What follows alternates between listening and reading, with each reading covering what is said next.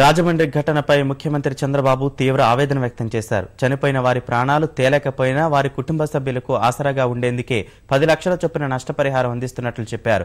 పుష్కర ఘాట్ వద్ద మృతి చెందిన వారికి ఆర్ట్స్ కళాశాల మైదానంలో నిర్వహించిన సభలో సంతాపం తెలిపారు. ఇప్పటికీ ఆ చేదు నిజాన్ని జీర్ణించుకోలేకపోతున్నానంటూ ఉద్వేగంగా ప్రసంగించిన ఆయన 2 నిమిషాలు మౌనం పాటించారు. గాయపడిన వారికి మెరుగైన వైద్యం అందించేందుకు 25,000 చొప్పున సహాయం ఇచ్చామని తెలిపారు.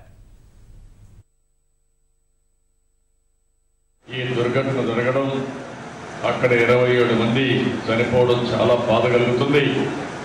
అయితే జరిగిన సంఘటన ఇప్పుడు కూడా నేను కోలుకోలేకపోతున్నాను. చాలా బాధ ఉంది.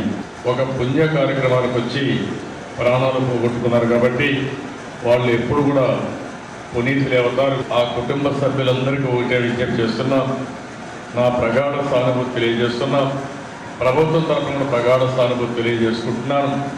అంతేకాకుండా వారి ఆత్మకు శాంతి కలగాలని భగవంతుని మనస్ఫూర్తిగా ప్రార్థిస్తున్నాను.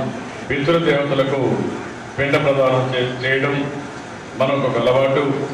అందుకని ఇది ఏ విధంగా చనిపోయినా కూడా ఏ విధంగా చేయాలని కూడా నేను ఆలోచిస్తున్నాను.